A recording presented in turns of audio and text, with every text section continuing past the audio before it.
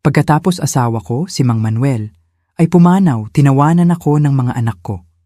Nakakuha sila ng 60 milyon habang ako'y naiwan lang ng isang sulat. Pero sa loob niyon ay may isang susi na humahantong sa isang lihim na safe.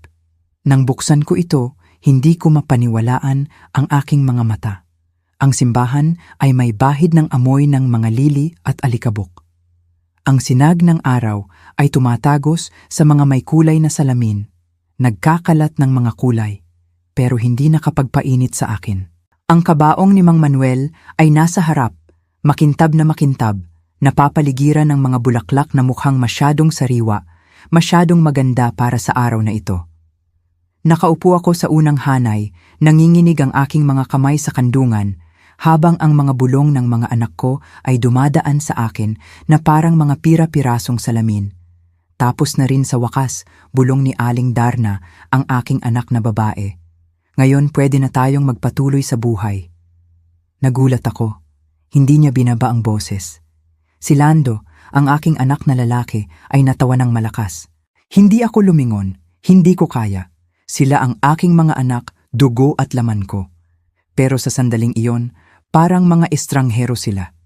Ipinikit ko ang mga mata at sa kadiliman sa likod ng talukap, nakita ko ang mukha ni Mang Manuel, tulad noong mga huling araw niya. Pagod na, pero may mahinang ngiti pa rin nang higpitan niya ang kamay ko. Maniwala ka sa akin, bulong ni Mang Manuel noon. Magiging maayos ang lahat. Pero wala talagang naging maayos. Natapos ang libing. Umalis ang mga bisita, nagpaalam ng maikling paalam na dumaan lang sa akin na parang usok. Tumayo ako ng tuwid, sinundan ng abogado, si Mang Lito, papasok sa isang maliit na silid sa gilid kung saan babasahin ang testamento. Nandoon na sina Lando at Aling Darna, nakaupo na parang mga buwitre, nagniningning ang mga mata, hindi dahil sa lungkot, kundi sa pag-asa. Humina si Mang Lito at binuksan ang mga papel.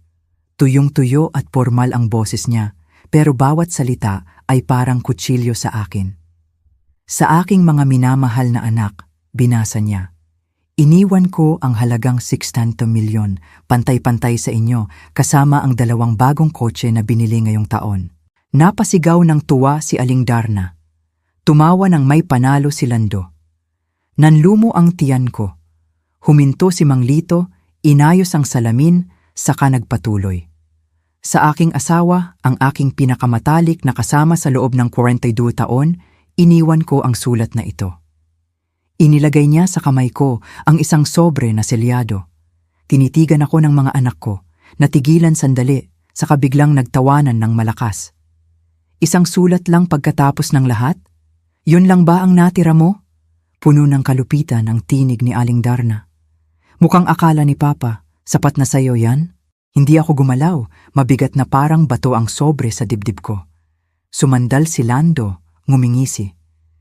Siguro buhay ka na lang sa mga alaala habang kami ang bahala sa pera? Ang tawa nila ay umalingaw-ngaw sa maliit na silid, nakakabinging at malupit. Tumingin ako sa sobre. Ang sulat kamay ni Mang Manuel ay sumasayaw doon, matatag, maingat. Pinili niya ang bawat titik, bawat linya. Hinaplos ng daliri ko ang selyo, at sa unang pagkakataon mula nang siya'y umalis, may naramdaman akong gumising sa loob ko. Hindi kawalan ng pag-asa, hindi pagkabigo, kundi isang bagay na mas malambot, mas malalim, pag-asa. Isinuksok ko ang sulat sa bag. Ano man ang lihim na taglay nito, ako mismo ang magbubunyag. Hinintay ko hanggang dumilim bago ko binuksan ang sobre. Matagal nang umalis ang mga anak ko, masaya sa biglaang yaman, abala sa pagtawag sa bangko at kaibigan, hindi na ako pinansin kahit isang salita. Parang kuweba ang tahimik na bahay nang wala ng tinig ni Mang Manuel na pumupuno rito. Ang katahimikan ay sinisira lamang ng ingay ng lumang kahoy at mahinang ugong ng ref. Nakaupo ako sa mesa sa kusina sa ilalim ng iisang ilaw. Nanginginig ang kamay ko nang hiwa-hiwain ko ang sobre. Sa loob ay iisang piraso lang ng papel na nakatiklop, makapal, sulat ng pamilyar at maingat na kamay ng asawa ko. Mahal ko, nagsimula ito. Sa oras na ito, tiyak na naranasan mo na ang kalupitan sa tawa ng ating mga anak. Hindi ko sinasadya, Pero kailangan kong ipakita ang tunay na puso nila bago ibunyag ang katotohanan. Akala nila nanalo sila pero ang hawak nila ay anino lang.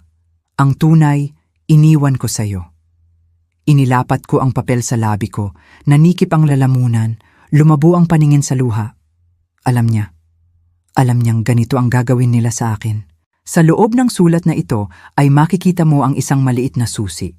Ito ay para sa isang safety deposit box sa bangko sa Kalayaan Avenue.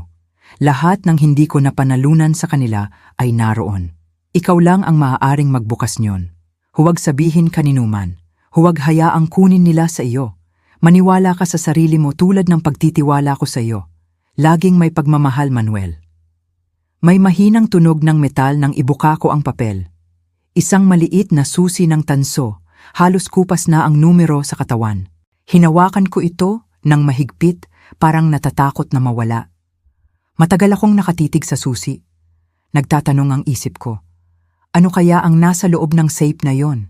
Pera, dokumento, isang bagay na ayaw niyang hawakan ng mga anak? Mabilis ang tibok ng puso ko sa takot at pag-asa. Naisip ko ang pang-aasar ni Aling Darna, ang pagkakasandal ni Lando na mayabang, parang ako na ang itinakwil sa buhay ko. Sa maraming taon, tiniis ko ang kanilang paghamak.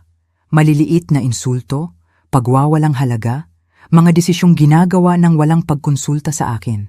Pinatawad ko sila, sinabi sa sarili na bata pa sila, stress lang o hindi lang nila naiintindihan. Pero ngayon, sa kanilang pagtawa sa akin, nakita ko na ang tunay nilang pagkatao. At nakita rin iyon ni Mang Manuel. Isinuksok ko ang sulat at susi sa bag, dinala sa kwarto. Binuksan ko ang pinakaitaas na drawer ng bedside table, inilagay sa ilalim ng tambak na scarf na hindi na ginagamit. Halos hindi ako nakatulog ng gabing iyon. Bawat ingay sa labas ay nagpapaisip sa akin ng yabag. Bawat anino sa dingding ay naging banta. Pero sa ilalim ng kaba, may iba pa, isang sinag ng pag-asa. Bukas pupunta ako sa bangko. Bukas malalaman ko kung ano talaga ang iniwan sa akin ni Mang Manuel. At bukas, baka hindi na gaanong maingay ang tawa ng mga anak ko. Sa umaga, malamig at sariwa ang hangin, yung tipong tumatagos sa manipis na damit at pinipilit kitang hilahin ng mahigpit ang jacket. Nagmaneho ako papuntang bangko sa Kalayaan Avenue, isang simpleng gusaling ladrilyo na may matataas na salamin. Malakas ang tibok ng puso ko hanggang sa lalamunan. Ang susi ng tanso sa bulsa ko ay tumutunog sa bawat hakbang, parang lihim na bulong na nagpapaalala sa akin kung ano ang nanganganib. Ang teller, isang batang babae na maingat ang tingin, ay inakay ako sa isang pribadong maliit na silid pagkatapos suriin ang numero sa susi. Sandali lang po, bulong niya, saka nawala sa vault. Nakaupo ako ng tahimik, magkadikit ang mga kamay hanggang bumalik siya dala ang isang mahaba at makitid na kahon. Inilagay niya ito sa mesa, tumango ng magalang at iniwan akong mag-isa. Hinaplos ng daliri ko ang takip. Naisip ko si Mang Manuel, ang kanyang tahimik na lakas, maingat na pagplaplano, ang kanyang mga huling salita sa akin. Maniwala ka sa akin. Humugot ako ng malalim na hininga, binuhat ang takip. Walang alahas, walang tambak na piso tulad ng inakalang-akalang ko. Sa halip, may maayos na nakaklip na mga dokumento na tinali ng PC at isang makapal na leather-bound na diary. Mabilis ang pulso ko. Sa ibabaw ng mga file ay may selyadong sobre. Sulat kamay ni Mang Manuel. Para sa mata ng asawa ko lamang. Pinunit ko ito. Mahal na mahal ko, sulat nito. Ang makikita mo rito ay mga record ng mga ari-arian, investment account at business shares ko. Hindi kasama ito sa opisyal na testamento. Nakatago ito sa mga trust at account na tanging ako at si Mang Lito ang nakakaalam. Ang halaga nito ay higit pa sa 20 milyon na ibinigay sa mga anak. Mas malaki ng malaki. Inilagay ko ang kamay sa bibig, nanginginig. Higit sa 60 milyon. Lumabas ang mga anak ko mula sa pagbabasa na parang mga mandirigma, pero binigyan sila ng mga mumo. Narito, sa harap ko, ang tunay na bigat ng pamana ni Mang Manuel. Ang diary ang sumunod na nakakuha ng pansin ko. Maingat ko itong binuksan. Puno ang mga pahina ng sulat kamay niya, mga entry mula sa mga nakaraang taon, minsan pagod, minsan galit. Isinulat niya ang kanyang pagkadismaya sa mga anak, ang kanilang kasakiman, paghamak, kalupitan, maging sa isa't isa. Isinulat niya ang pagmamahal niya sa akin, ang takot na ako'y mag-iisa laban sa kanila pagkaalis niya. Kaya ko pinili ang landas na ito, sulat niya, hindi para parusahan sila, kundi para ibunyag sila at ibigay sa iyo ang kapangyarihang magdesisyon kung ano ang susunod. Lumabo ang mga salita sa luha na tumulo sa pisngi ko. May kakaibang halo ng lungkot, ginhawa, at isang bagay na mas matalim, isang bagay na matagal ko nang hindi naramdaman. Lakas. Kinolekta ko ang mga file at diary, isinauli sa kahon. Nang buhatin ko ito, may biglang nagliwanag sa isip ko. Akala ng mga anak ko nanalo sila, pero hindi nila alam ang tunay na iniwan ng kanilang ama. Pagbalik ko mula sa bangko, mabigat ang kahon sa kamay ko. Parang hindi lang ari-arian ni Mang Manuel ang dala nito, kundi ang bigat ng katotohanan. Itinago ko ang mga file at diary sa loob ng aparador ko, sa ilalim ng mga kumot sa isang lumang baul na walang humahawak sa loob ng maraming taon. Sinabi ko sa sarili na ligtas doon, pero may tumubong buto ng takot sa loob ko. Takot sa sarili kong mga anak. Sa gabing iyon, biglang bumukas ang pinto sa harap. Pumasok muna si Lando, itinapon ang susi sa counter, umaalingaw-ngaw ang boses niya sa hallway. Sumunod si Aling Darna, matalim at marupok ang tawa niya. Mukhang nasasabik sila, parang lasing sa biglaang yaman. "Inay," tawag ni Aling Darna, pumasok sa sala na may sobrang lapad ng ngiti. "Dapat mong makita ang mga kotse sa showroom ngayon. 2 bagong kotse, kumikinang sa sikat ng araw. Alam ni tatay kung paano alagaan tayo." Sinadya ang mga salita niya, malupit. Ngumiti ako ng pilit. "Natuwa ako para sa inyo." "Natuwa?" Sagot ni Lando, hawak ang cellphone at ipinapakita ang larawan niya na nakasandal sa isang marangyang kotse. Hindi sapat ang tuwa para ilarawan. Dapat isipin mo na ring ibenta ang lumang bahay na, "To inay, lumipat ka na sa mas maliit. Hindi mo na kailangan ang lahat ng espasyong tumag-isa." Naramdaman ko ang tusok sa ilalim ng normal niyang tono. Mas maliit ang ibig sabihin ay malilimutan. Mas maliit ang ibig sabihin ay maitatabi, hindi na makakaistorbo. Pinagsalikop ko ang mga kamay sa kandungan, pinilit na manatiling matatag ang boses. "Ito ang bahay ko, hindi ako aalis." Nilingon ako ni Aling Darna, pinanliitan ng mata. "Iba ka ngayon?" sabi niya ng dahan-dahan. "Hindi nasisira tulad ng inaasahan ko. May iniwan ba si tatay sa iyo?" Nakalutang ang tanong sa hangin na parang usok. Mabilis ang tibok ng puso ko, pero pinanatili kong walang emosyon ang mukha. "Iniwan sa akin ni tatay ang mga alaala," mahinang sagot ko. "Sapat na yon." Ngumisi siya, pero mas matalim ang tingin niya, may hinala. Pagkatapos, nang dalhin ko ang mga pinggan sa kusina, narinig ko ang mahinang ingay ng pinto sa kwarto ko sa itaas. Tumalon ang puso ko. Tahimik akong umakyat ng hagdan. Ang nakita ko ay nagpatigil sa akin. Nakayuko si Aling Darna sa tabi ng aparador ko, binubuksan ang mga drawer. "Anong ginagawa mo?" Bumigay ang boses ko na parang latigo. "Naghahanap lang ako ng photo album," bulol niya, kahit na namumula ang pisngi sa hiya. "Ito ang pribadong kwarto ko," sabi ko, na natiling kalmado ang tinig. "Huwag ka nang maghanap dito." May kumislap sa mata niya, galit, baka puot pa. Pero dumaan siya sa tabi ko nang walang salita. Sa gabing iyon, nang mahimbing na ang buong bahay, gising ako sa kama, mahigpit na yakap ang diary ni Mang Manuel sa dibdib. Hindi na ako giniit ng mga anak ko bilang isang balo na nanlulumo. May naramdaman silang hindi nila maipaliwanag, isang bagay na nagpapakaba sa kanila. Tama silang matakot. Dahil sa unang pagkakataon sa buhay ko, hindi na ako susuko sa kanila. Ideya ni Aling Darna ang magdaos ng pamilyang hapunan. Siniguro niyang para ito sa pag-alala sa aming ama, pero alam ko ang totoo.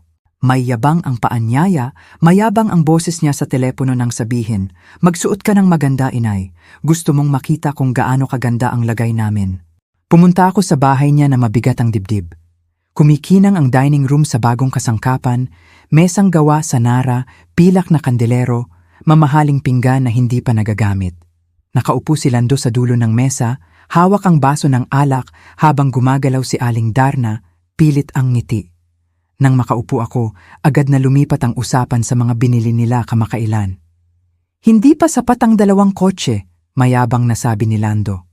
Kahapon nag-down payment ako ng bangka. Ang pera ni tatay dapat tamasahin, hindi ikulong. Tumawa si Aling Darna, kumikislap ang hikaw. Tinitingnan ko ang vacation house sa Florida.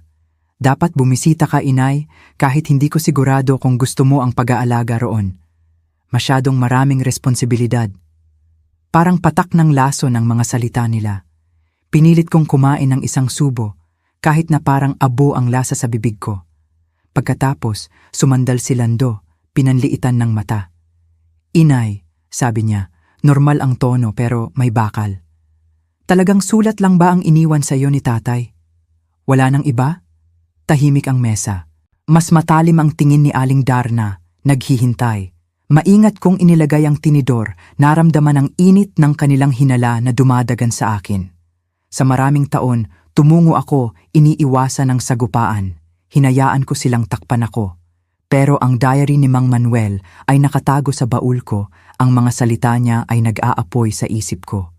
Bigyan mo ang sarili mo ng kapangyarihan, magdesisyon kung ano ang susunod. Itinaas ko ang ulo. Oo, nag-iwan siya ng sulat at mas mahalaga ito kaysa sa anumang kotse, bangka o bakasyunan na mabibili ninyo. Ngumisi si Aling Darna. Talaga? Anong sabi ng mahalagang sulat na, yan? Iyon ang usapang pribado namin ni tatay, sagot ko, kalmado at matatag ang boses. Nanigas ang panga ni Lando. Binagsak niya ang baso ng malakas hanggang pumutok ang tangkay. Huwag kaming lokohin. Kung may iniwan si tatay sa iyo, dapat alam namin. Kami rin ang anak niya. Tiningnan ko sila, ang 2, at sa unang pagkakataon, matapos ang maraming taon, hindi ko naramdaman ang pagiging maliit sa ilalim ng tingin nila. Naramdaman ko ang pagiging matatag. Maaaring anak ninyo siya, mahinang sabi ko. Pero hindi kayo kailanman naging pamana niya.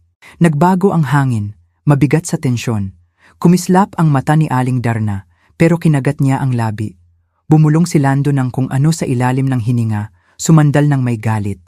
Natapos ang hapunan agad pagkatapos, halos hindi nagalaw ang pagkain. Nagmaneho ako pauwi sa ilalim ng walang buwang langit. Mabilis ang tibok ng puso, pero hindi dahil sa takot, kundi sa katiyakan. Darating sila para hanapin ako. Alam ko, ang kanilang kasakiman ay hindi magpapahintulot na magpahinga. Pero hindi na ako ang babaeng inaakala nilang maaaring tawanan. Hindi na. Dumating ang bagyo sa isang hapon ng linggo. Nagbabalat ako ng mansanas sa kusina nang biglang bumukas ang pinto sa harap. Pumasok muna si Lando, nanigas ang balikat sa galit. Sumunod si Aling Darna na parang anino. "Nasaan yon?" sigaw ni Lando. Inilagay ko ang kutsilyo, pinunasan ng kamay sa tuwalya nang may sadyang kalmado. "Ano yon?" "Ang kahon," sigaw ni Aling Darna, matinis ang boses. "Huwag magmalaki, inay. Sinabi mong may nahanap ka sa itaas. Gusto namin yon ngayon din." Nilingon ko sila na parang naguguluhan. "Ah, yung luma na yon. Hindi ko pa nga binubuksan. Siguro mga papeles lang. Huwag magsinungaling." Binagsak ni Lando ang kamao sa mesa. Tumalsik ang mga mansanas. "Akala mo makakalikom ka ng iniwan ni tatay? Hindi mo kaya ang ganong bagay. Dadalhin namin to sa korte kung kailangan." Ang galit nila ay dumagan sa akin na parang init, pero tumanggi akong kumurap. Sa halip, maingat kong tinafold ang tuwalya, inilagay sa counter at tiningnan sila sa mata. "Kung sa tingin ninyo iyon ang pinakamabuti," sabi ko ng mahinahon. "Sige, hayaan nating magdesisyon ng hukom." Natigilan sila, nagulat sa aking kalmado. Kumurap si Aling Darna, saka ngumisi. "Sige, magkita tayo sa korte at kapag narinig ng hukom kung gaano ka nakahina at nalilito, lahat ay mapupunta sa amin." Malalim ang sugat ng mga salita niya, pero hindi ko pinakita. Tumangulang ako, na para bang sumusuko kung iyon ang gusto nila. Mabigat ang katahimikan pagkatapos sinisira lamang ng mabilis at mababaw na hininga ng galit nila.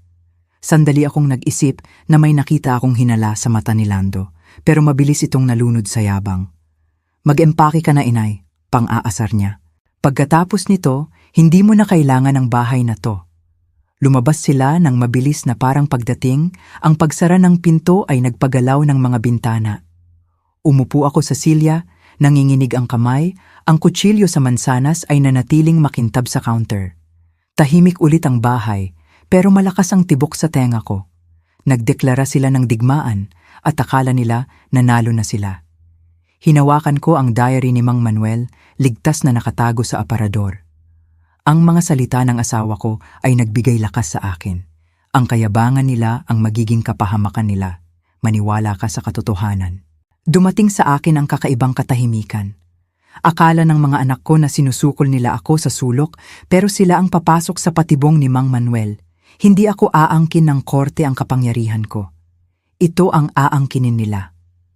Nang lumubog ang araw at tumagos ang gintong sinag sa bintana, bumulong ako ng malakas na parang naririnig pa rin ako ni Mang Manuel. Hayaan silang dumating. At sa unang pagkakataon, halos ngumiti ako. Ang simbahan ng distrito ay may amoy ng lumang kahoy at alikabok, mataas ang kisame na nagpapahinga sa bawat kaluskos at ubo. Nakaupo ako sa defense table kasama si Mang Lito, magkadikit ang mga kamay sa kandungan. Sa kabilang banda, magkaharap sina Lando at Aling Darna, nagbubulungan na may ngising mayabang. Matatalim at tiwala ang mga abogado nila sa kanilang plansadong damit. Hindi man lang nila ako tiningnan nang pumasok kami na para bang wala na ako. Tinawag ng hukom isang matigas na babae na matalim ang mata, ang katahimikan. Tumayo ang abogado ni Aling Darna, dumadaloy ang boses, handa na. Mahal na hukom, narito ang aking kliyente dahil ang kanilang ina na nasa mahinang kalusugan ay nagtago ng ari-arian na iniwan ng yumaong asawa. Naniniwala kami na wala na siyang kakayahang pamahalaan ang sarili at hiniling na ilipat ang guardianship sa kanyang mga anak. Tumango ng pormal ang mga anak ko, may peking pag-aalala sa mukha. Pati si Aling Darna ay nagpunas ng kunwa-kunwarang luha. Tahimik na nanatili si Mang Lito, kalmado, naghihintay. Nang dumating ang aming turno, dahan-dahang tumayo siya, sinusukat ang bawat salita. Mahal na hukom, matanda nga ang aking kliyente pero hindi siya nawawalan ng kakayahan o nanloloko. Ang nasa harap natin ay hindi tungkol sa kakayahan niya kundi sa kasakiman. Kumalat ang bulong sa buong korte. Nanigas si Lando, nanigas ang panga. Inilagay ni Mang Lito ang makapal na folder sa harap ng hukom. Bago pumanaw, si Mang Manuel ay naghanda ng malawak na dokumento. Ipinapakita ng mga record na ang ari-ariang ibinigay sa mga anak sa testamento ay hindi walang pasanin. Kasama sa P60 milyon ay mga nakatagong utang, hindi nabayarang buwis at multa. Kung susubukan nilang kunin ng higit pa, isa-activate ang mga utang na ito. Tiningnan ng hukom ang mga papel, pinanliitan ng mata habang nagbabasa. Kaya sinasabi ninyo na may kondisyon ang mana ng mga anak? O, mahal na hukom, sagot ni Mang Lito. May kondisyon at bukod, kung tatanggapin nila ang ibinigay, mananatiling tahimik ang mga utang. Sa pagdala nila nito sa korte, sila mismo ang nag-activate ng mga probisyong inilatag ng kanilang ama. Namutla si Aling Darna. Tumayo si Lando ng kalahati mula sa upuan. Hindi maaari, sigaw niya. Nagsisinungaling kayo. Order! Sigaw ng hukom, binagsak ang martilyo. Inayos ni Mang Lito ang salamin. Ginagaranti ako sa hukuman na lahat ng pirma, trust at record ay legal at may bisa. Inasahan ng ama nila ang sitwasyong ito. Maingay ang korte sa bulungan. Nagkakagulo ang mga abogado ng mga anak ko sa pagbabalik tanaw ng dokumento, nawawala ang tiwala sa bawat pahina. Tahimik akong nakaupo, mabilis ang tibok ng puso, pero payapa ang mukha. Matagal nang inilatag ni Mang Manuel ang patibong at ngayon ay sumara na ito. Isinara ng hukom ang folder ng may matigas na tunog. Walang ebidensya ng kawalan ng kakayahan ang nakita ng korte. Ang petisyon ay itinakwil. Dagdag pa, pinapayuhan ko ang mga nagrereklamo na kumonsulta agad sa financial lawyer. Ang isyong ito ay nagising ng malaking obligasyon. Nakaupo ng walang galaw ang mga anak ko, maputla na parang marmol. Dahan-dahan akong tumayo, sumandal sa mesa, at sa unang pagkakataon ay pinayagan ko ang sarili ko ng maliit, matatag na ngiti. Hayaan silang tumawa, naisip ko, dahil ang tawa nila ang nagdulot sa kanila ng pagkawala ng lahat. Nagsimula ito ng dahan-dahan, parang unang bitak sa salamin. Isang account na na-freeze dito, isang notice sa koreo doon. Pero hindi nagtagal, lumawak ang mga bitak, nagkakagulo sa makintab na harapan na itinayo ng mga anak ko para sa sarili nila. Si Lando ang unang nakaramdam. Ang bagong bangka niya, wala pang isang buwan, ay inagaw sa pantalan. Dumating siya kinabukasan sa driveway ko, namumula ang mukha, sumasabog sa galit. "Ikaw ang gumawa nito," sigaw niya, binubugbog ang hood ng kotse niya.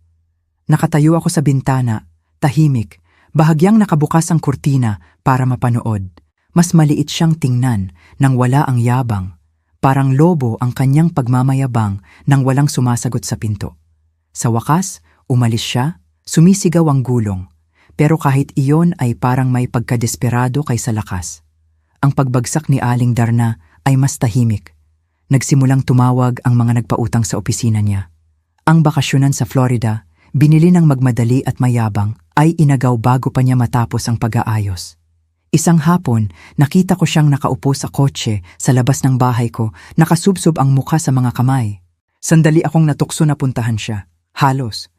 Pero ang mga salita ni Mang Manuel sa diary ay bumalik sa akin.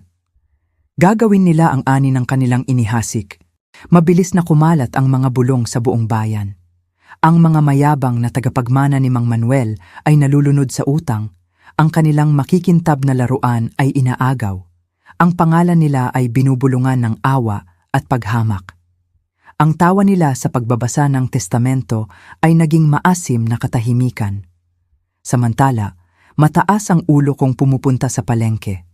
Ang mga kapitbahay na dating umiiwas sa akin ay tumatango na ngayon ng may respeto, kahit walang nakakaalam ng buong katotohanan. Tanging si Mang Lito, ang aking apo, at ako ang nakakaunawa sa lawak ng plano ni Mang Manuel. Sa gabi, tinulungan ako ng apo ko na ilipat ng tahimik ang mga ari-arian sa ligtas na account, ang iba sa pangalan ko, ang iba sa kanya para sa kinabukasan. Parang mga arkitekto kami, muling nagtatayo mula sa guho, lumalalim ang aming ugnayan sa bawat oras na ginugol sa papeles at pirma. Naglalaban-laban sila ngayon, sabi niya sa akin isang gabi, may pagkamangha sa boses. Sinisi ni nanay si tatay, sinisi ni tatay si nanay. Ngayon halos hindi na sila nag-uusap. Mabuti, bulong ko, habang sinusulat ko ang papel. Ang kasakiman ay sa huli ay kakainin ang sarili. Gayunpaman, kahit puno ng kasiyahan, may lungkot pa rin. Ito ang aking mga anak, ang aking mga baby. May panahon na inuugoy ko sila sa pagtulog, hinawakan ng kamay nila sa unang araw ng pasukan, hinalikan ang kanilang mga tuhod na gasgas. At ngayon na nakikita ko silang lumulunod, nararamdaman ko ang sakit ng puso ng ina kasabay ng tagumpay ng babaeng nilapastangan. Pero higit sa kayamanan ang ibinigay sa akin ni Mang Manuel. Binigyan niya ako ng karapatang pumili at alam kong ang pagpili ko ay hindi ang sagipin sila, kundi ipakita sa kanila ang katotohanan ng kung sino sila ngayon. Natapos ang bagyo, nawala ang kanilang imperyo at nanatili akong nakatayo. Iginiit ni Mang Lito na sa opisina niya gaganapin ang pulong. Neutral ground, tawag niya rito. Isang lugar na kayang itago ang sasabog. Nakarating muna sina Lando at Aling Darna. Mukhang pagod, malalim ang mga mata sa mga gabing walang tulog at walang katapusang tawag mula sa mga nagpautang. Nawala ang kayabangan. Sa halip ay desperasyon, manipis na gilid ng takot. Halos hindi nila pinansin ang isa't isa, nakaupo sa magkahiwalay na bahagi ng kwarto na parang nakakasunog kahit ang pagiging malapit. Ako ang huling pumasok kasama ang tahimik kong apo. Ang presensya niya ay matibay na puwersa, paalala na hindi lahat ng relasyon ay nabubulok. Tumayo si Mang Lito, magalang na binati kami gaya ng dati, saka inilagay ang makapal na folder sa mesa. Salamat sa pagdating, simula niya. Nandito tayo upang ayusin ang lahat ng natitirang alitan tungkol sa ari-arian ni Mang Manuel. Sumandal si Aling Darna, matalim ang boses. Alitan? Ang ibig niyong sabihin ay mga kasinungalingan? Itinatago niya ang pera. Mula pa noong una ay itinago niya sa amin. Tumama ang mga salita niya, pero ngayon ay walang laman. Mas parang pakiusap kaysa paratang. Pinahid ni Lando ang sentido, bumulong, hindi tayo magkakaganoon kung sinabi mo sa amin ang totoo, inay.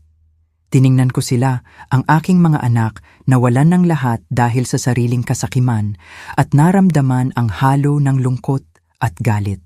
Pagkatapos ay tumayo ako, matatag ang boses, may balak ang bawat salita. Akala ninyo may itinago ako sa inyo, sabi ko, at tama kayo. Pero hindi ko iyon dapat ibahagi. Iyon ang huling desisyon ng inyong ama. Tumango sila. Binuksan ko ang folder na inihanda ni Mang Lito. Sa loob ay ang diary ni Mang Manuel, ang mga pahinang minarkahan at may salungguhit sa tabi ng mga legal na dokumentong inactivate nila sa pamamagitan ng demanda. Nakita ng ama ninyo kung sino kayo, patuloy ko. Binigyan niya kayo ng kayamanan at pinagsayang ninyo. Binigyan niya kayo ng kaginhawahan at hiniling ninyo ang higit pa.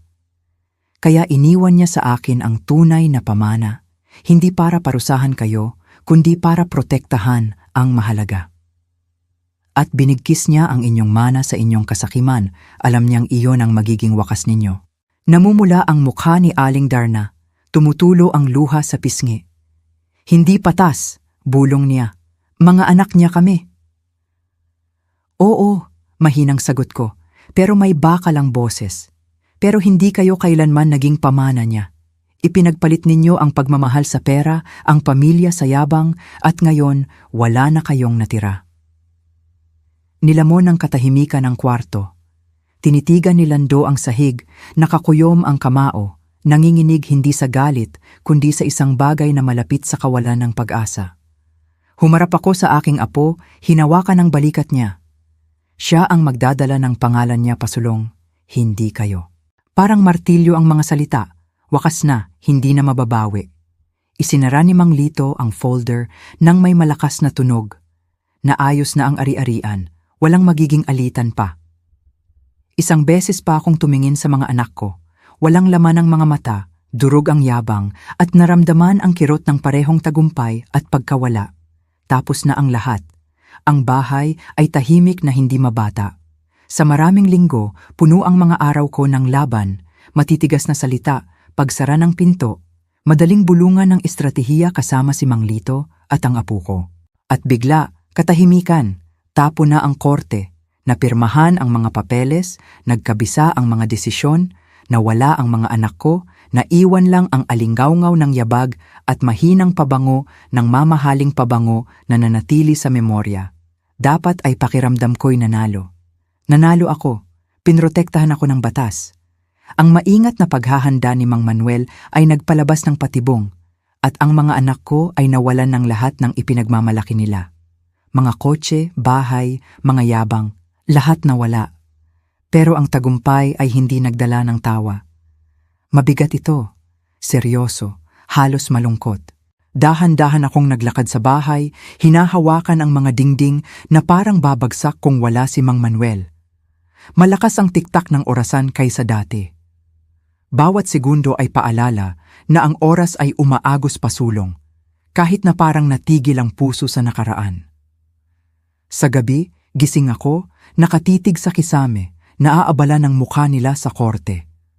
Malalim ang mga mata, ang galit ay naging kawalan ng pag-asa. May panahon na gagawin ko ang lahat para iwasan ang sakit nila. Ngayon, ako ang kasangkapan niyon. Paulit-ulit sa isip ko ang tanong, anong klaseng ina ang sisira sa sariling anak? Pero may ibang boses ni Mang Manuel mula sa mga pahina ng diary na itinatago ko sa bedside table. Hindi ito pagwasak, sulat niya. Katotohanan, sinira nila ang sarili nila sa kasakiman. Ikaw lang ang nagpakita niyon. Gayunpaman, nananatili ang sakit. Ang puso ng ina ay hindi kailanman titigil maging puso ng ina.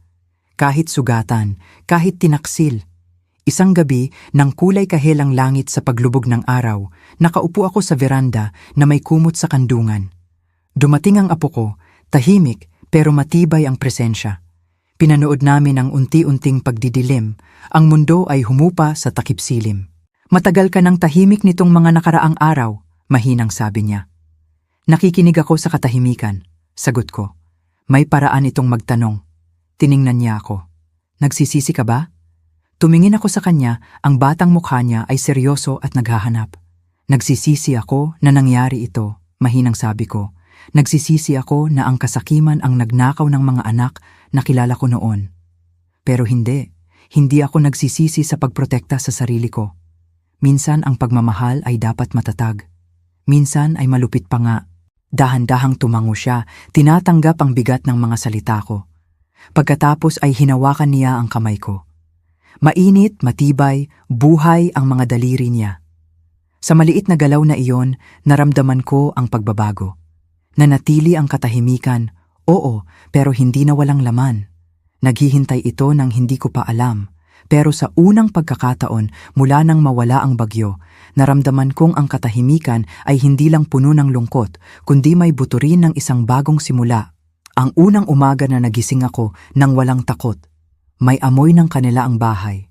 Nagluto ulit ako ng tinapay sa unang pagkakataon matapos ang maraming taon, simpleng pandesal lang, yung paborito ni Mang Manuel na ihahatid sa kape.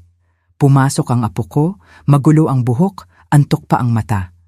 Nangamoy siya at ngumiti ng malapad. Lola, nagluto ka? Sabi niya na parang hindi makapaniwala. Nagluto ako. Pagtama ko, inilagay ang mainit na tinapay sa counter. Ang pagluluto ay para mabuhay. Ang pagbe-bake ay para sa pag-asa. Tumawa siya at ang tunog ay pumuno sa kusina na parang sinag ng araw. Nagsimulang magkaroon ng ritmo ang mga araw.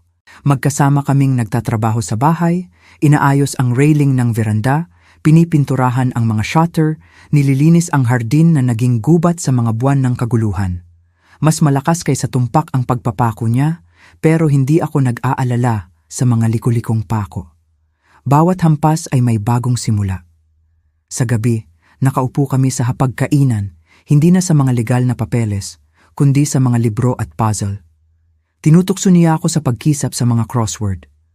Tinutukso ko siya sa pagkukunwari na naiintindihan niya ang mga nobelang pinipili niya.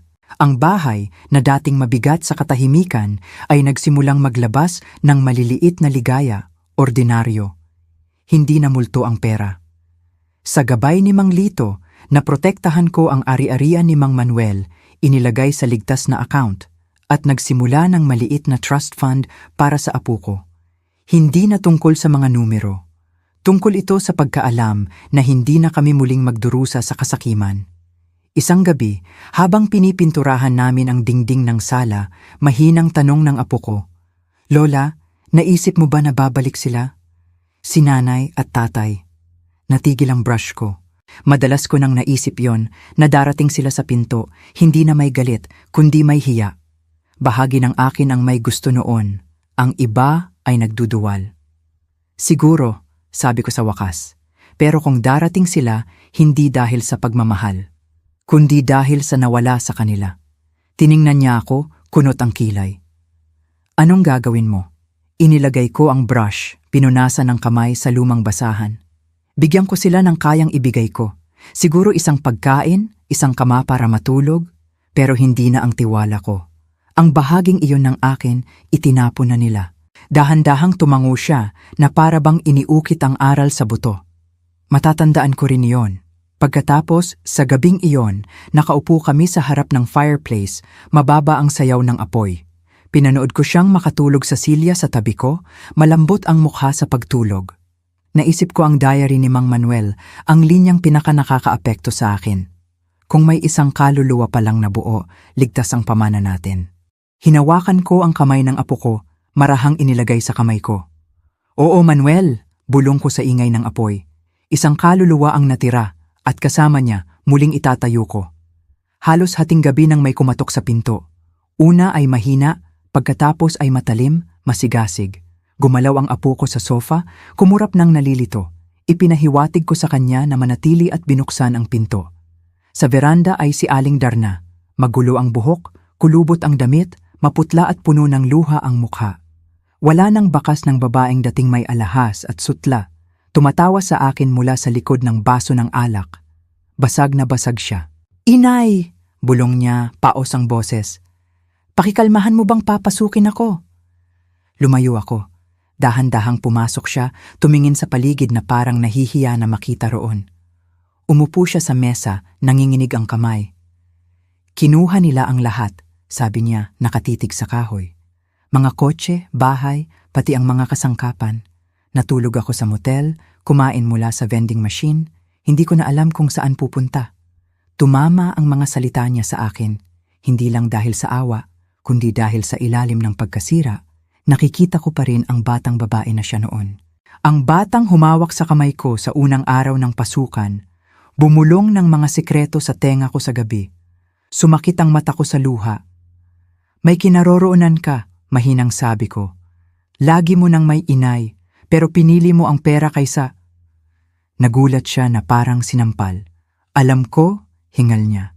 "Mali ako, nabuli ako, pakikalmahan mo ba akong tulungan, inay?" Dumating ang apo ko sa pintuan, malaki ang mata, nanigas ang balikat, tumingin siya sa akin na naghihintay. Tumayo ako, pumunta sa kusina at nilagyan ng sabaw ang mangkok. Inilagay ko sa harap niya kasama ang hiwa ng tinapay. Tinitigan niya ito na parang isang handaan. Dahan-dahan, nanginginig ang kamay, kumain siya. Pagkatapos, inilagay ko ang kumot sa sofa. "Matulog ka rito ngayong gabi," sabi ko. "Ligtas ka rito." Lumapit ang luha sa mata niya. Iyon lang ang nararapat sa akin. Tiningnan ko siya, matatag ang tingin, pero hindi malupit. Iyan ang kayang ibigay ko. Pagkain, tirahan, pero hindi ang tiwala. Matagal mo nang sinayang iyon.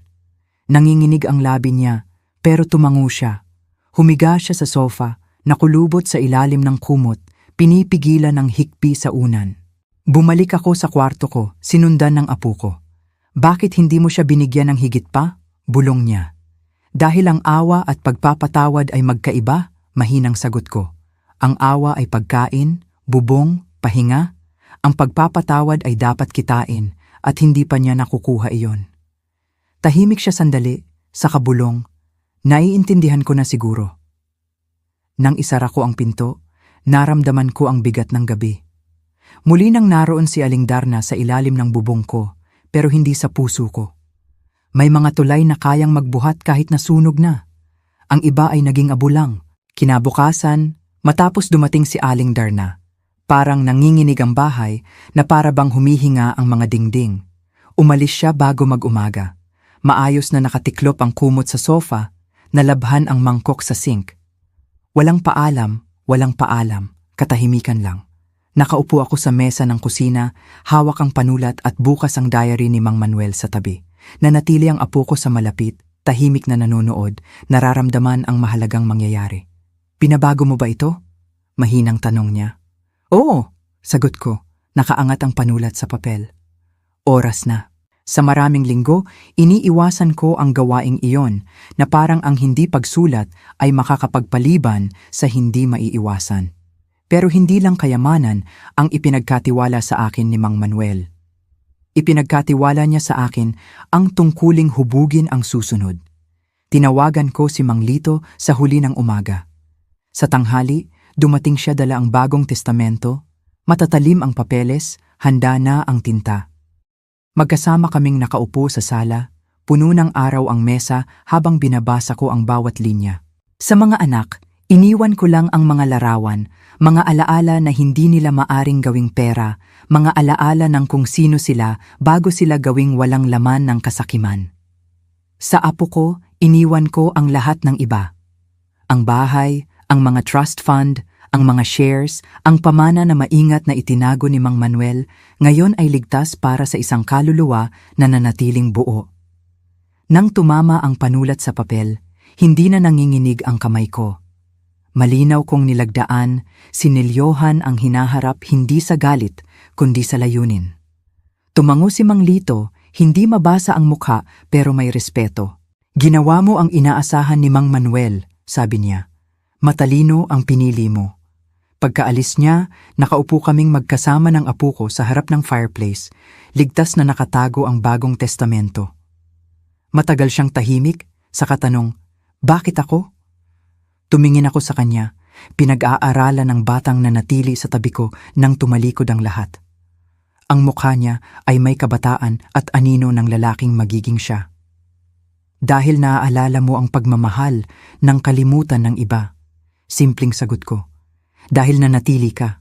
Dahil ang puso mo ang pamana na gustong protektahan ng iyong lolo." Nagliwanag ang mata niya at mabilis siyang tumalikod, nahihiya. Pero nakita ko ang pagtitimon ng bigat nito sa kanya. Responsibilidad, dangal. Sa gabing iyon, nagdaan kami sa maliliit na kaginhawahan. Muli akong nagluto ng tinapay, pinainit ng amoy ang buong bahay. Nagbasa siya ng malakas mula sa isa sa paboritong libro ni Mang Manuel.